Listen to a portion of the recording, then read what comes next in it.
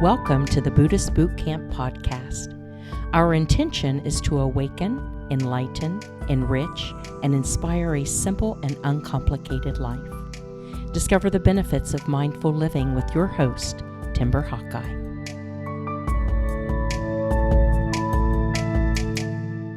After my last monthly email, which I also published as the previous podcast episode, I hosted a live video Q&A so Buddhist Bootcamp readers and podcast listeners can tune in from all over the world to ask questions and further discuss the topic of understanding hatred, which is only possible by first being honest enough to confront the hatred that is within each of us. The problem is, our ego disguises our own hatred and justifies it as us simply being right, while anyone with an opposing opinion or belief is wrong. Israelis hate Palestinians who hate them in return. The people on the left hate the guy in the Oval Office, while the people on the right want him re-elected. Racists hate blacks, and homophobes hate gays who hate them in return for so doing. It's a vicious cycle Gandhi described as an eye for an eye makes the whole world blind.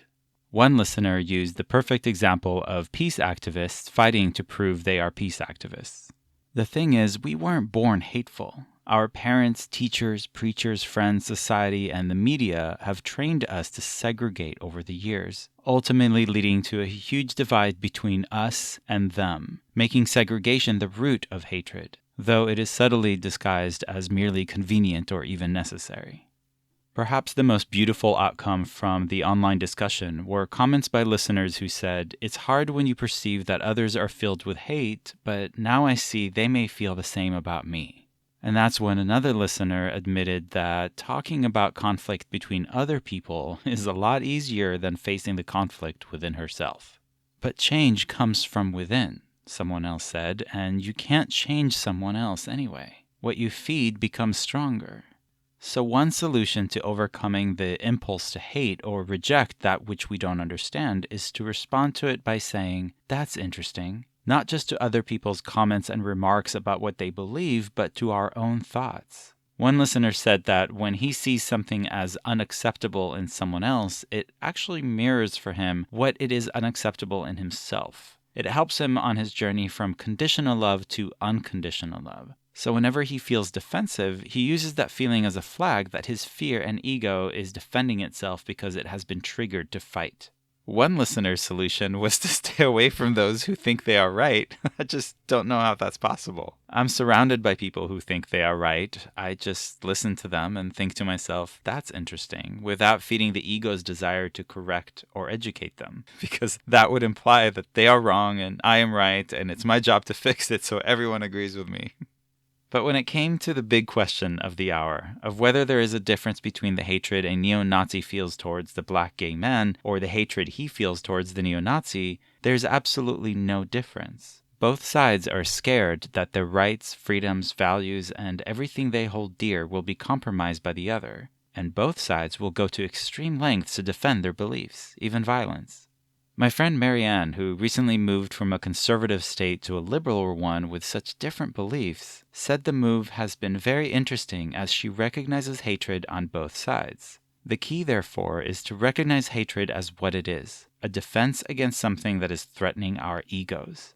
In the same way we often confuse a bruised ego with a broken heart, we also defend ourselves when the ego perceives other people's general opinion as a personal attack when it isn't. If we want peace, it has to start with us being peaceful.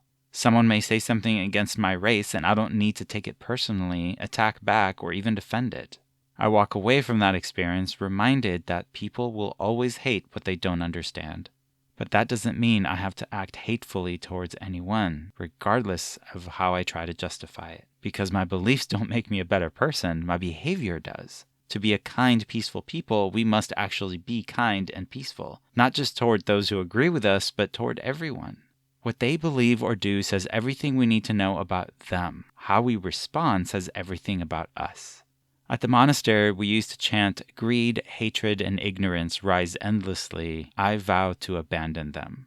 We acknowledge that the battle with greed, hatred, and ignorance isn't a battle that we're going to win once and for all. It is a battle that we're going to win time and time again. If you want to know when the next live Q&A will be, sign up to receive just one email a month from me on the first of each month at BuddhistBootcamp.com by clicking on the Contact tab. And while you're on the site, remember that each time you get an autographed copy of Buddhist Bootcamp or Faithfully Religionless, another copy is donated to the Prison Library Project on your behalf. You can also watch plant-based recipe videos, get stickers, shirts, even pop sockets, proceeds from which also support the Cystic Fibrosis Foundation and Mercy for Animals. These podcast episodes, the live Q&A videos, monthly emails, daily posts, and in-person events are all made possible because listeners just like you donate just $1 a month through patreon.com/BuddhistBootcamp. That's patreon.com/BuddhistBootcamp. You are making the message available to people all over the world without even knowing it. Every time you share a link on Facebook, Instagram, Twitter, or forward my emails to your friends, family, or post them online. The book isn't mine, it's ours. So thank you for walking beside me on this journey. I appreciate you. Timber Hakkai is the best-selling author of Faithfully Religionless and Buddhist Bootcamp. For additional information, please visit BuddhistBootcamp.com, where you can order autographed books to support the Prison Library Project, watch Timber's inspiring TED Talk, and join our monthly mailing list. We hope you have enjoyed this episode and invite you to subscribe for more thought-provoking discussions. Thank you for being a soldier of peace in the army of love.